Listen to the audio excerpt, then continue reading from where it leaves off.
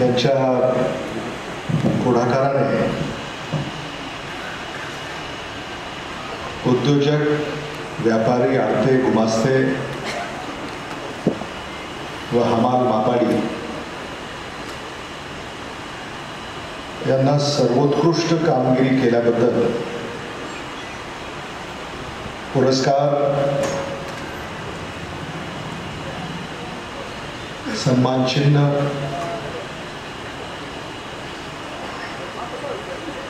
प्रमाणपत्र व सत्कार करून आज या गौरव सोहळ्यामध्ये सन्मानित करण्यात आलेलं आहे। या गौरव सोहळ्यामध्ये उपस्थित असलेले आणि ज्यांचे विचार आपण नुकतेच ऐकले ते लातूर ग्रामीणचे आमदार आणि लातूर जिल्हा मध्यवर्ती सहकारी बँकेचे अध्यक्ष धीरज देशमुख, लातूर ग्रामीणचे माजी आमदार आणि मुंबई कृषी उत्पन्न बाजार समितीचे संचालक, आपले प्रतिनिधी, उस्मानाबाद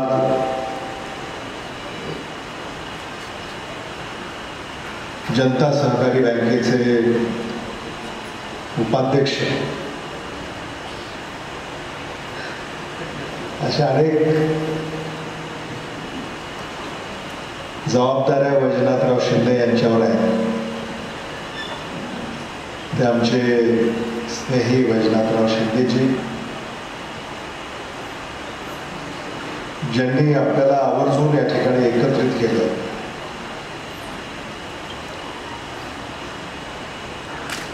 ते लातूर कृषी उत्पन्न बाजार समितीचे काळजीवाहू सभापती, नवा सभापती येईपर्यंत काळजी वाहण्याचं काम तुमच्याकडे आहे। त्यामुळे काळजीवाहू सभापती आणि काळजीवाहू उपसभापती मनोज पाटील, कृषी उत्पन्न बाजार समितीचे शासन नियुक्त प्रशासक श्री दुधाटे, तसंच लातूर शहर महानगरपालिकेचे काळजीवाहू महापौर, लातूर जिल्हा काँग्रेस कमिटीचे अध्यक्ष आणि मांजरा शेतकरी सहकारी साखर कारखान्याचे उपाध्यक्ष श्री शैले उडगे,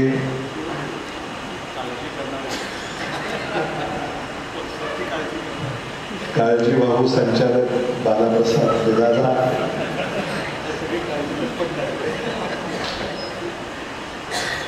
व्यासपीठावर अजिंक्य सोनवणे, आडे,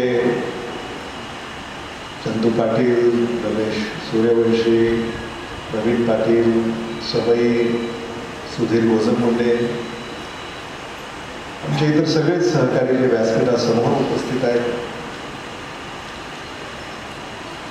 सगळेच पुरस्कार विजेते,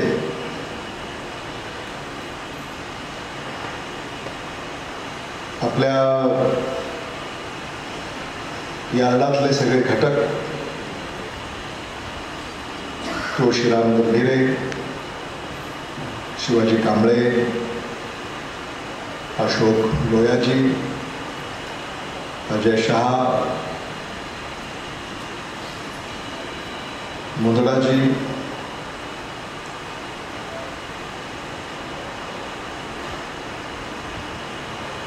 श्री भुतडा, श्री पल्लोड, श्री कलंत्री,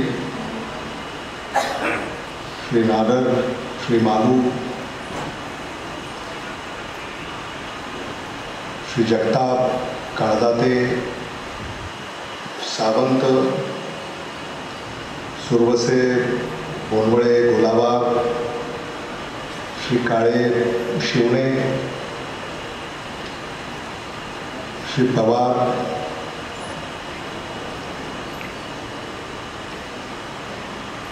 श्री हलकुडे, कोंबडे, अंडे, सर्वदे, हैबतपुरे, श्री शहा, मालू, पत्रकार बंधू, भगिनी आणि मित्रांनो, उच्चतम कृषी उत्पन्न बाजार समिती लातूर यांच्या वतीनं आज जो सोहळा या ठिकाणी संपन्न होतोय, हा गौरव सोहळा आहे, हा कौतुक सोहळा आहे, हा सन्मान सोहळा आहे. अनेकांनी या ठिकाणी आपलं मनोगत व्यक्त केलं. लातूर कृषी उत्पन्न बाजार समिती याची एक परंपरा आहे आणि या परंपरेला साजेसं काम सुरुवातीपासूनच झालेलं आहे आणि त्याचं सातत्य आजवर टिकून ठेवलं आहे. आणि या कार्याचा गौरव आज आपण या ठिकाणी आपल्या सगळ्यांच्या साक्षीनं करतोय, याचा मला मनस्वी आनंद आहे. ललितभाई शहा, मनोज पाटील, त्यांचे सगळे सहकारी, वैजनाथ शिंदे यांचंही मला मनापासून कौतुक करावंसं वाटतं की 10-12 कोटी रुपये ठेवी या त्यांनी कार्यभार स्वीकारल्या क्षणी होत्या आणि हा कार्यभार आता त्यांनी शासनाकडे पुन्हा सुपूर्द केलेला आहे. त्यावेळेला जवळपास 90-95 कोटी ठेवी हे उद्दिष्ट त्यांनी गाठलेलं आहे. आणि म्हणून मला खात्री आहे की निवडणुका होईपर्यंत, निकाल लागेपर्यंत 100 कोटीचा आकडा तुम्ही पार कराल याबद्दल माझ्या मनामध्ये कसली शंका नाही. आणि आपण हे समजून घेतलं पाहिजे, हे सहज होत नाही. ज्या विश्वासानं तुम्ही या मंडळीला निवडून दिलं, ज्या विश्वासानं यांना मतदान करा म्हणून जे आम्ही आव्हान केलं, त्या आव्हानाला तुम्ही साथ दिली, त्यामुळं हे सगळं शक्य झालेलं आहे. तुमच्या विश्वासाला तडा जाणार नाही याची काळजी सातत्यानं आम्ही घेतली. आणि म्हणून आज मुंबईनंतर लातूर, वैजनाथराव शिंदे यांनी उल्लेख केला, मुंबईनंतर लातूर असा नामोल्लेख बाजार समितीच्या या क्षेत्रामध्ये केला जातो. आणि वैजनाथ शिंदे किती भाग्यशाली आहे की लातूर मार्केट कमिटीमध्ये सुद्धा ते आहेत आणि मुंबईच्या मार्केट कमिटीमध्ये सुद्धा ते आहेत.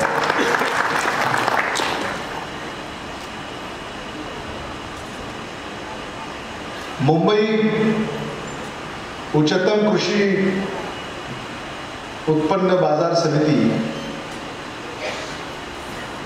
ही शिखर संस्था आहे. राज्यातल्या शेकडो बाजार समित्यातून निवडून येऊन तिथं प्रतिनिधित्व करावं लागतं. अनेक वेळा आमच्या भेटीगाठी, चर्चा मंत्रालयामध्ये झाल्या आणि नेहमी कुठल्या बाजार समितीमध्ये कुठली चांगली बाब कार्यान्वित झालेली आहे याचा सातत्यानं माहिती घेऊन अभ्यास करणं आणि मग ते आमच्याकडे येऊन आम्हाला आग्रह धरणं की हे आपल्या लातूर कृषी उत्पन्न बाजार समितीमध्ये झालं पाहिजे, याची नेहमी चर्चा वैजनाथराव शिंदे यांनी आमच्या समवेत केलेली आहे. ते अभ्यास करतायत, ललितभाई शहा अभ्यास करतायत, आमचे इतर सहकारी अभ्यास करतायत की आणखी काय आपल्याला चांगलं करता येईल. आपली ही बाजारपेठ अनेक ठिकाणी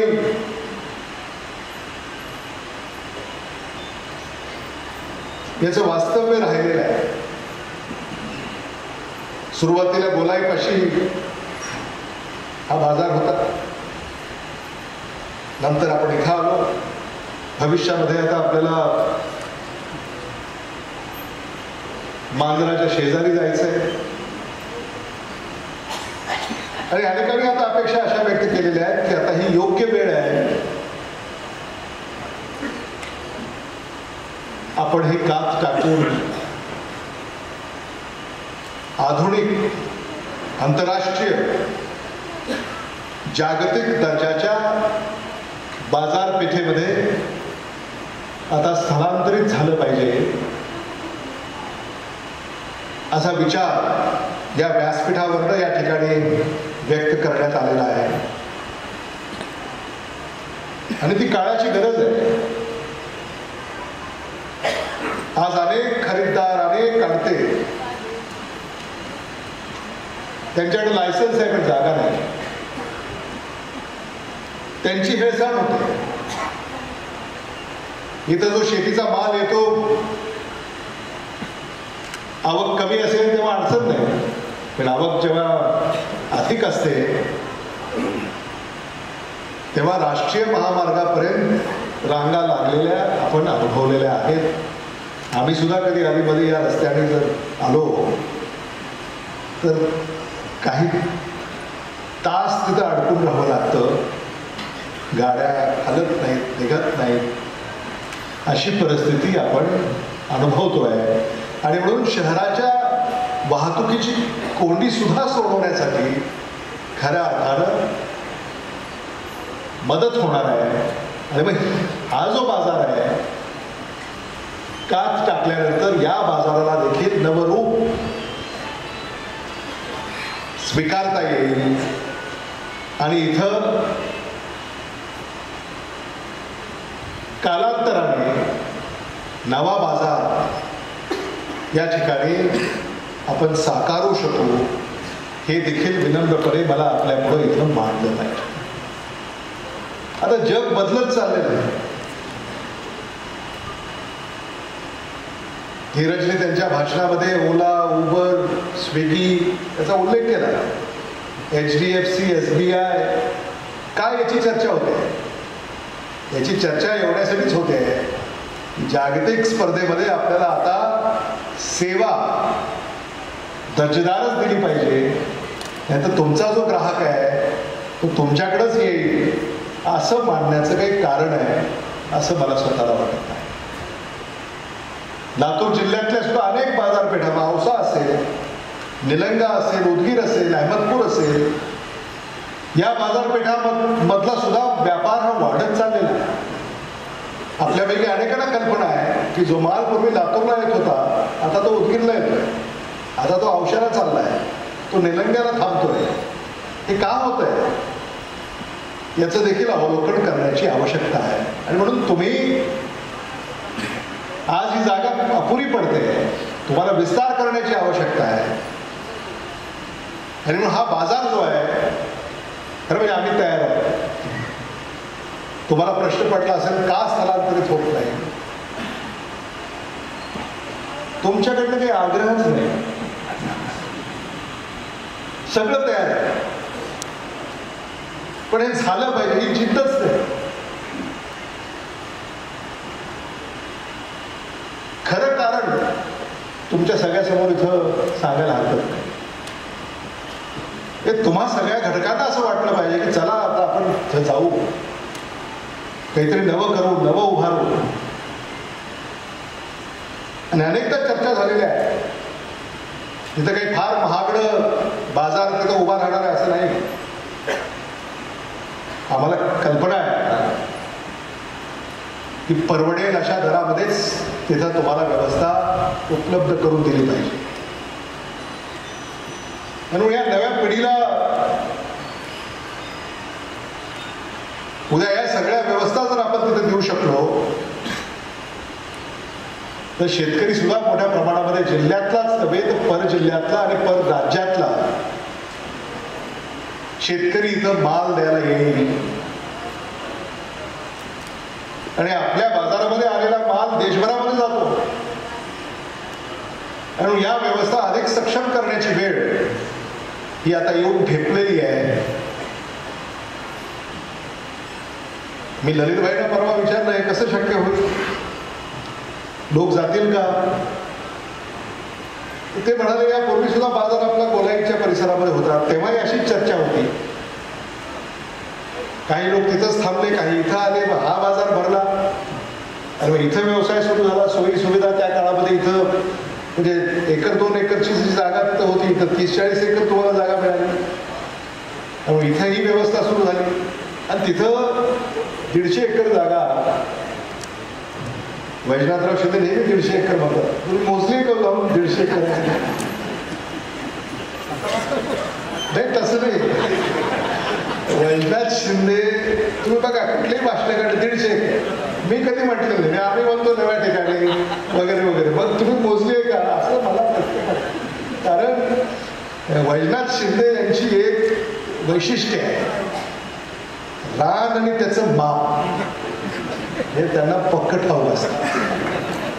त्यामुळं कदाचित अंदाज त्यांना आहे किंवा MIDCनं 150 एकर मंजूर केली असं काहीतरी पुढं वाचलं असेल तुम्ही, त्याच्यामुळे तुम्ही 150 एकर म्हणता. मात्र तिथं औद्योगिक वसाहत आहे, राष्ट्रीय महामार्गांचं जाळं आहे, येणाऱ्या वाहनांना तिथं सोयीचं आहे. एवढंच नव्हे तर तिथं नुसते आडते खरीददार यांच्यासाठी तर व्यवस्था आहेच, बँका आहेत, संस्था आहेत, शेतीशी निगडीत बाजार आहे, खत, बियाणे, पाईप, मोटर आणखी बऱ्याच गोष्टी लागतात. हा सगळा बाजार तिथं उभा राहणार आहे. व्यापारी आला कुठल्या परगावात तर त्याच्यासाठी लॉज असेल, तिथं शौचालयाची व्यवस्था फार मोठ्या प्रमाणामध्ये करण्यात आलेली आहे. कॅफेटेरिया म्हणजे ज्याला कॅन्टीन आपण म्हणतो किंवा भोजनालय त्याची व्यवस्था करण्यात आलेली आहे. आणि तुमचे ते काय केंद्र काय म्हणतो आपण त्याला, हा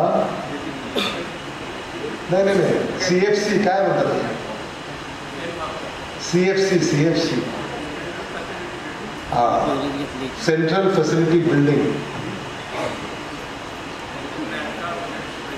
ह्या पतसंस्था, बँका किंवा तिथे जे ब्रोकर आहेत त्यांच्यासाठी छोटे गाळे, ह्या सगळ्या व्यवस्था आपल्याला कराव्या लागतात. मला कल्पना आहे की ह्या बाजाराबद्दल आपल्या मनामध्ये आत्मीयता आहे, आपलेपण आहे आणि हा बाजार सोडवत नाही, कोणालाही सोडवणार नाही. कदाचित त्या जुन्या बाजारामध्ये जी आमची आडत होती ती कधी त्याचाच तो भाग असेल. आडत म्हणायची आमच्या आजोबांची आडत, ती जी अलंकार टॉकीजच्या समोर लहानपणी आडतीवर चालू आहे असं गावाकडनं आजोबांच्या काळामध्ये मग काका असतील किंवा साहेब असतील हे नेहमी वेळा आडतीवर चालू, कदाचित त्या बाजाराचाच तो भाग त्या गावामध्ये असेल. आणि म्हणून आम्ही तर काही इकडं आलो नाही, तिथली आडत होती की इथं काही आम्ही आडत ललित भाईने कधी येऊ दिलं नाही. काही अडते जे तिकडे राहिले त्याच्यामध्ये आम्ही सुद्धा तिथंच राहिलो, इकडं काही आम्ही आलो नाही, तुम्ही येऊ दिलं नाही म्हणा आणि का आला नाही ते विचारलं सुद्धा नाही. त्यामुळं आता या बाजारातून काही लोक इथं राहतील, काही तिकडे जातील किंवा तिथे काही नवे येतील. आता उदगीरचे काही व्यापारी इथं पुरस्कार घेतला आहे, तिथं समोर असेल, हा उदगीर इथं माल तरी पुरवले उदगीरचे व्यापारी. म्हणजे आता त्याचं काही मर्यादा किंवा सीमा राहिलेल्या नाही. बाजार आता खुला झालेला आहे. सरकारनं तर खाजगी बाजारपेठा उभा करा म्हणून सुद्धा सांगितलं, अनेक ठिकाणी ते प्रयोगही झाले. पण एक तुम्ही लक्षात घेतलं पाहिजे की इथं कारभार हा उत्तम चाललाय म्हणून इथं खाजगी बाजारपेठेचं पेव या आपल्या जिल्ह्यामध्ये आलं नाही, याची देखील तुम्ही सगळ्यांनी नोंद घेतली पाहिजे, हे मला मुद्दामून या ठिकाणी सांगितलं. इथं जर व्यवस्था नसत्या, इथं जर विश्वास नसता, इथं जर योजना नसत्या, इथं जर पाठबळ नसतं तर आपल्या सुद्धा अनेक खरीददार आणि आडत्याने बैठका घेतलेल्या आहेत. की आपण एखादी खाजगी बाजारपेठ म्हणजे किती दिवस ललित भाईचं ऐकायचं, चला आपण आपली स्वतंत्र बाजारपेठ करू अशी चर्चा झालेली आहे, काढावर आलंय आमच्या. पण मला आपल्याला सांगितलं पाहिजे की आपण सगळे एका परिवारातले सदस्य आहोत.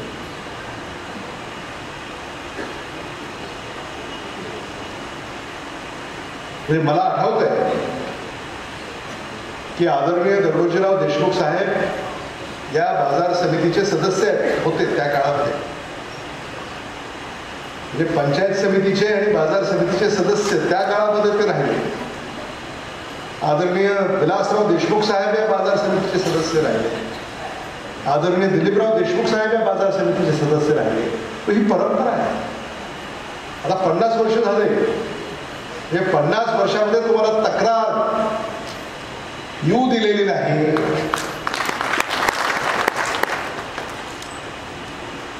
हे देखील मला असं वाटतं की नोंद घेण्यासारखं आहे. आणि म्हणून आज जे खरं म्हणजे जे व्यापारी ज्यांनी टॅक्स भरला मार्केट कमिटीला, त्यांचंही मला कौतुक करावंसं वाटतं. कारण तुम्ही जो कर भरता त्याच्यामुळे ही बाजारपेठ चांगल्या पद्धतीनं चालते आहे. आणि तो जो कर तुम्ही भरताय तो पैसा चांगल्या कामाला चांगल्या मार्गाने मार्केट कमिटीनं त्याचा विनियोग केलेला आहे. हे देखील मला इथं मुद्दामून सांगितलं पाहिजे. आता खर्च करायला फार वेळ लागत नाही. अनेक संचालक मंडळ आपण पाहिलेली आहे. हा कार्यक्रम घ्या, तो कार्यक्रम घ्या, हे करा, मग ते करा.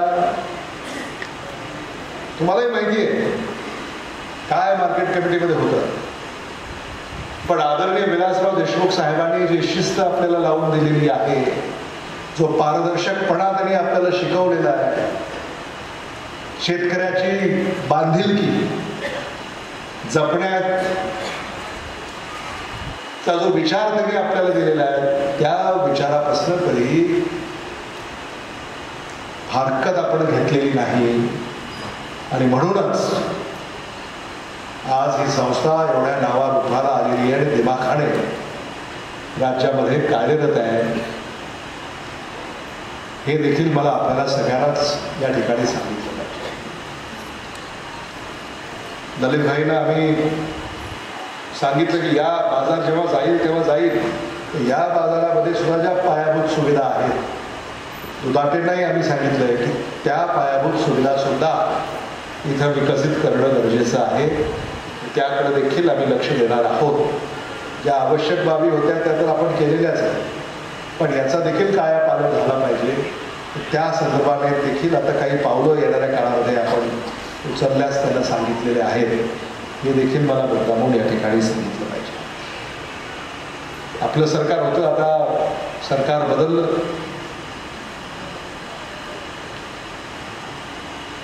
मंत्रिमंडळाचा विस्तार अजून व्हायचा आहे. आत्ताच मी बातमी ऐकली, आपले सतेज पाटील पालकमंत्री होते लातूरचे.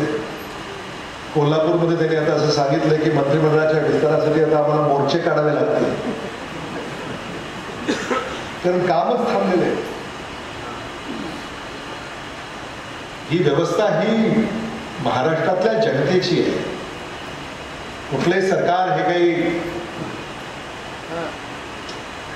एकट्या दुकट्याचं नसतं. हे महाराष्ट्रातल्या 13 कोटी जनतेचं सरकार आहे. आणि त्या जनतेला, त्या जनतेच्या प्रश्नांना मिठीस धरून जर असा कारभार हाकणार असतील, मला असं वाटतं की ते महाराष्ट्रातल्या जनतेवर होणारा अन्याय आहे. आणि मी गमतीनं मगाशी कुठेतरी म्हणालो की महाराष्ट्र शांतता राखा, कोर्ट सुरू आहे. सगळं कोर्टात आहे. तुमच्याकडे चर्चा होत असेल रोज. तुम्ही बाजारात आल्यावर सुद्धा आज काय झालं, काय होणार, कसं होणार. आणि म्हणून आज काय चाललंय आणि कोणीतरी म्हटलं की आम्ही महाराष्ट्रासाठी हे सगळं केलंय, तरी महाराष्ट्र पाहतोय आणि महाराष्ट्र 2024ला म्हणजे सर्वोच्च न्यायालय यांच्यावर तर विश्वास आहेच. सर्वोच्च न्यायालयात 1 ऑगस्टला सुनावणी आहे, तिथं काहीतरी निर्णय होईल किंवा दिशा मिळेल. जनता की अदालत, लोक न्यायालय इथं 2024ला जेव्हा न्याय निवाडा होईल तेव्हा देखील या लोक न्यायालयामध्ये जनता जनार्दन, या महाराष्ट्रामध्ये कोण योग्य कोण अयोग्य, कोण चूक कोण बरोबर याचा निर्णय घेईल याबद्दल माझ्या मनामध्ये खात्री आहे. हे देखील आपण विचार केला पाहिजे, हे समजून घेतलं नाही. महाविकास आघाडी सरकारनं सामान्य माणसाच्या हिताचे निर्णय घेतले. शेतकऱ्याची कर्जमाफी, प्रोत्साहनपर वेळेत ज्यांनी कर्ज भरलं त्याला 50,000 रुपये. या सरकारला या नव्या आलेल्या व्यवस्थेला देखील कुठलाही निर्णय रद्द करता आला नाही, स्थगिती दिली, पण पुन्हा तो निर्णय कायम केला.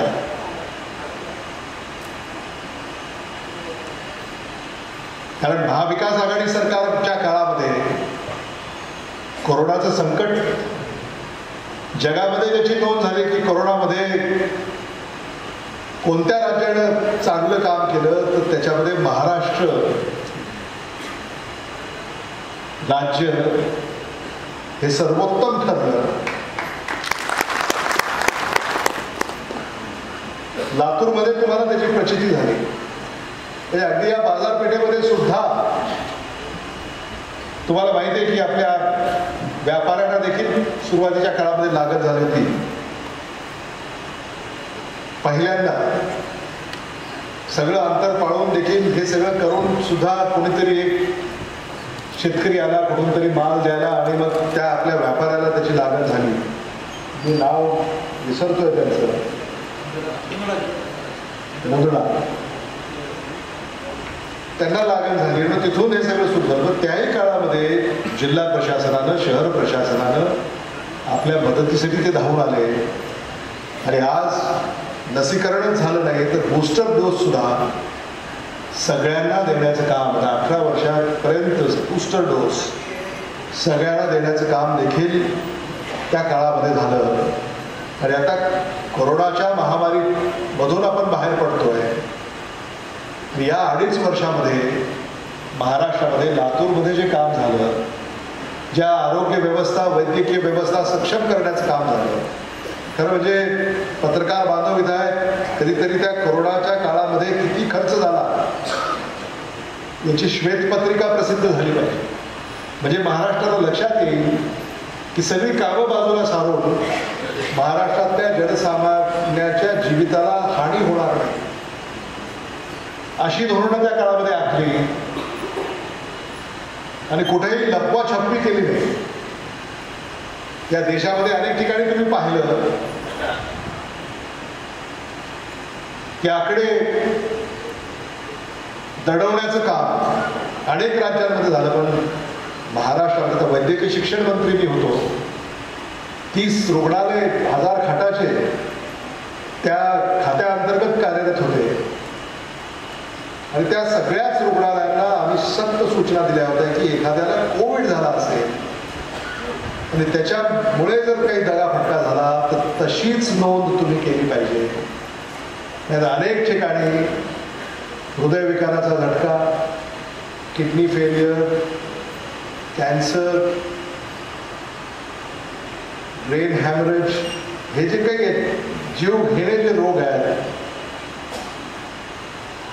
तेच रिपोर्टमध्ये टाकायचं आणि मग कोविडचे आकडे कमी करायचं असं देशामध्ये झालं. पण महाराष्ट्रामध्ये असं आम्ही घडू दिलं नाही. एवढंच नव्हे तर राज्याचे मुख्यमंत्री तत्कालीन उद्धव ठाकरेजी यांनी देखील तशा स्वरूपाच्या सूचना दिल्या होत्या. कारण आकडे दडून करायचं काय? शेवटी एखाद्या घरामध्ये जर दुर्दैवी कोरोनामुळे मृत्यू माहिती असतेच आणि म्हणून आपल्या जर दगा फटका करायचा नाही हे सुरुवातीच्या काळापासून पाळलं आणि म्हणून त्या काळामध्ये इच्छा असूनही विकासाच्या कामाला आम्हाला गती देता आली नाही. असं जरी असलं तरी काल आम्ही पत्रकार परिषद घेतली की 2.5 वर्ष जी महाविकास आघाडी सरकारची आहे, आता ते आकडेवारी एकत्र करतायत, 5,000 कोटीच्या वर आकडा गेलेला आहे.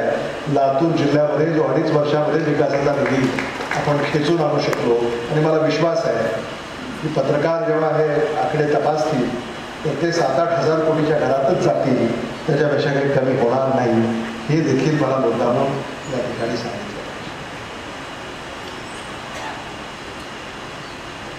आज लातूर जिल्हा मध्यवर्ती बँकेच्या संदर्भामध्ये देखील बँकेचे अध्यक्ष धीरज देशमुखांनी अतिशय विस्तृतपणे आपल्या समोर बँकेच्या कामकाजा संदर्भामध्ये या ठिकाणी भाष्य केलेलं आहे. आपल्याला आठवत असेल जिल्हा बँकेचं जे मुख्यालय आहे त्याला 7 मजली असं आपण सगळे म्हणत असत, कारण ती एकच अशी इमारत होती की जिल्ह्यामध्ये सर्वात उंच अशी ती इमारत होती, 7 मजली. आणि अजूनही कदाचित तीच असावी 7 मजली. कुठं चाललोय तो 7 मजली अशी एक साधारणतः आपल्याकडं शैली होती. आणि 30-40 कोटी रुपये ठेवी होत्या त्या आज 5,000पेक्षा अधिक ठेवी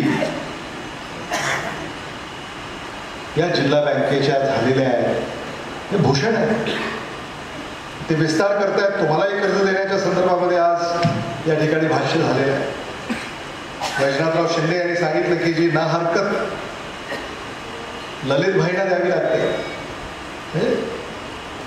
बाजार समिती म्हणून, तर ती ना हरकत मिळत नाही. त्यामुळं ललितभाईंशी सुद्धा चर्चा झाली आहे. वैजनाथ शिंदेने सुद्धा काही मुद्दे उपस्थित केलेले आहेत.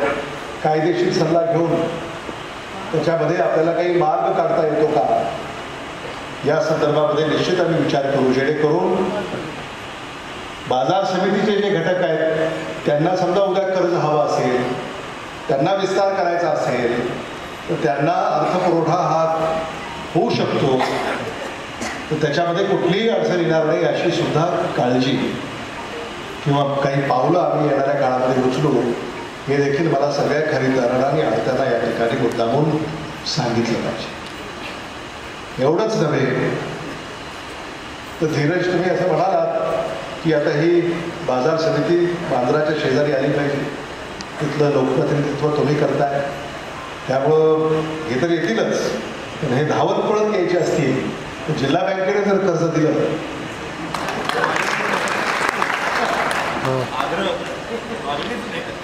जिल्हा बँकेनं जर कर्ज दिलं तर ते धावत पळत ते येतील आणि मग स्वागतासाठी तुम्ही थांबायची गरजच नाही. कर्ज जर तुम्ही दिलं येता जाता तुम्हाला रामराम याबद्दल माझ्या मनामध्ये कसली शंका आहे. आज अतिशय चांगला सोहळा या ठिकाणी संपन्न झालाय. खरं म्हणजे हे सगळे जे ललितभाई पुरस्कार विजेते आहेत आज त्याचं भेट झाली, आपण त्यांचं स्वागत सत्कार केला, पण एकदा घरी त्यांना चहाला घेऊन या, त्यांच्याबरोबर थोडंसं बोलता येईल, चर्चा करता येईल, आम्हालाही घरगुती सत्कार तुमचा करता येईल, सन्मान करता येईल आणि संवाद साध आपल्या भेटीगाठी होतच असतात. पण या निमित्तानं तुम्ही जे हे साध्य केलंय, तुम्ही हा जो काही पुरस्कार मिळवलेला आहे हा कसा मिळवला, काय कष्ट घेतले, आणखी काय करू शकतो, याचा विस्तार कसा होऊ शकतो वगैरे वगैरे याची चर्चा आपल्याला करता येईल. कारण तुमच्या सूचना देखील या मोलाच्या आहेत. तर शेवटी you are the highest taxpayer. Highest tax पेअरला काय अपेक्षित आहे, काय अभिप्रेत आहे, हे देखील आम्हाला समजून घ्यायचं आहे. आणि म्हणून या निमित्तानं मग आमचे हमाल असतील, बापाडी असतील, मास्क असतील, आडते खरीददार, या सगळ्यांनाच आज एक निमंत्रण या निमित्तानं मी देऊ इच्छितो. लवकरच आपण चहाला भेटू आणि त्याही दरम्यान आपल्याला ही सगळी चर्चा या ठिकाणी करता येईल. खूप बोलण्यासारखं आहे. मला वाटतं भोजनाची व्यवस्था या कार्यक्रमानंतर दुधाटे यांनी केलेली आहे. तेव्हा फार वेळ मी आपला घेणार नाही. मला वाटतं सगळ्याच मुद्द्यांना स्पर्शही आपण केलेला आहे. निवडणुका आता सप्टेंबर नंतर लागतील, त्यामुळं होऊ घातलेल्या ज्या निवडणुका आहेत त्या निवडणुकांमध्ये देखील पुन्हा आपला आशीर्वाद घेण्यासाठी आम्ही आमचे सहकारी येणार आहोत. त्यामुळं तुमचा दृष्टिक्षेप आमच्यावर सदैव असावा, आशीर्वाद आपले असावेत. निवडणुकीमध्ये संपूर्ण ताकदीनिशी आम्ही उतरणार आहोत. त्यामुळं कुणाच्याही मनामध्ये कसलीही शंका असल्याचं काही कारण नाही. आता उमेदवार कोण असतील हे तुमच्याशी चर्चा करू आणि ठरवू. ज्याने चांगलं काम केलं आहे, तुमची हरकत नसेल तर ते म्हणजे ते तयारच आहेत मी पुन्हा येईल.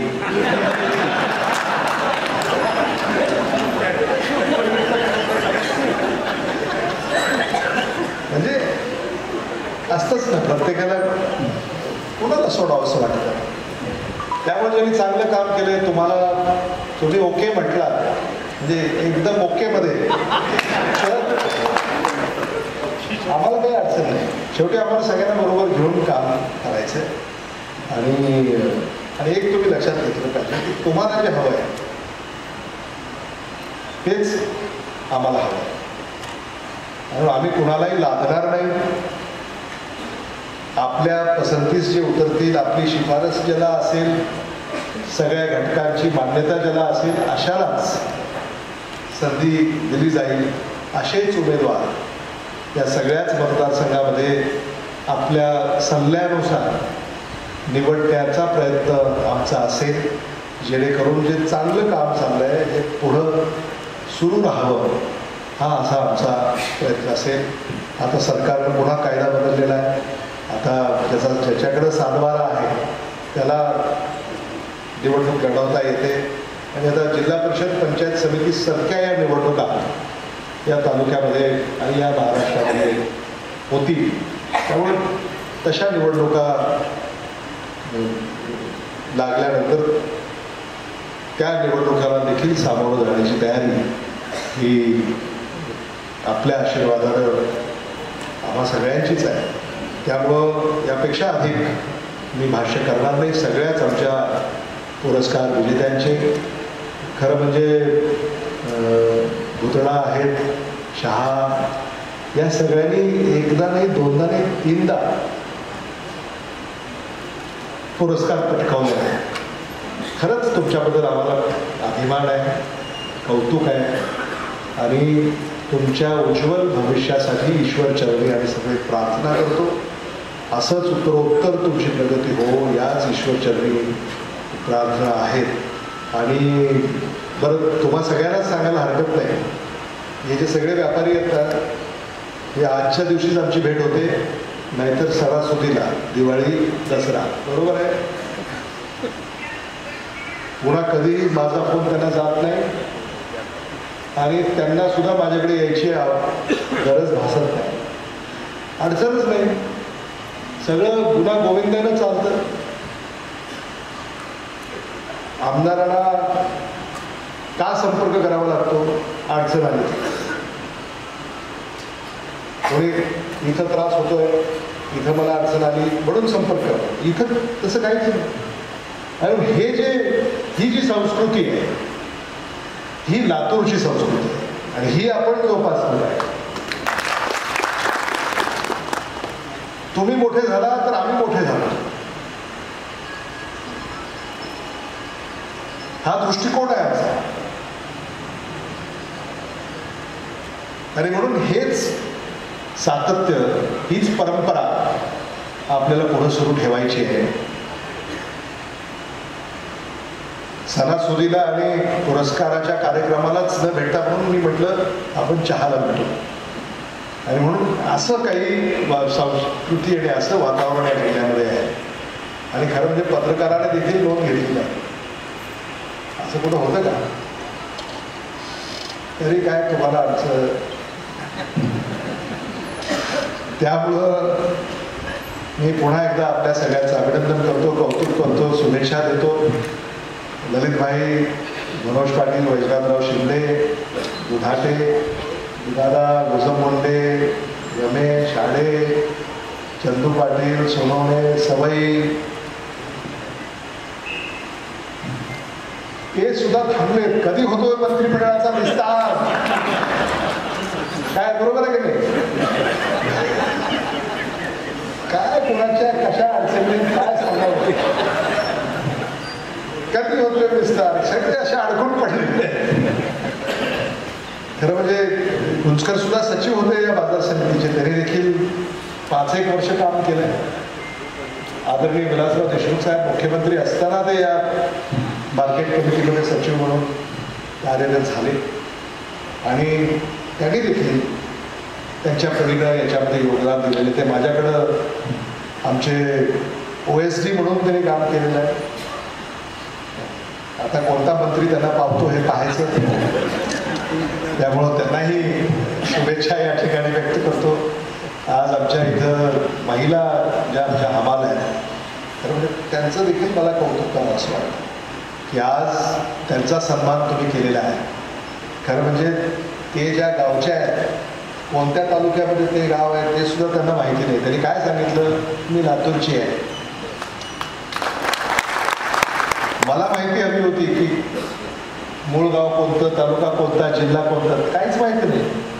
मी लातूरची आहे. एकदा लातूरमध्ये आल्यानंतर त्याला आपल्या गावाकडे सुद्धा जावं असं वाटलं नाही.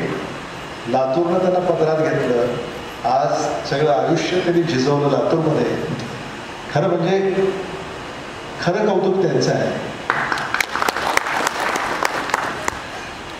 म्हणजे लातूरला त्यांनी आपला विठ्ठल मांडला, लातूरला त्यांनी आपली पंढरी मांडली. खरं कौतुक त्यांचं आहे. म्हणून आपले देखील मी मनापासून या ठिकाणी आभार व्यक्त करतो. धन्यवाद. जय हिंद, जय महाराष्ट्र. धन्यवाद साहेब.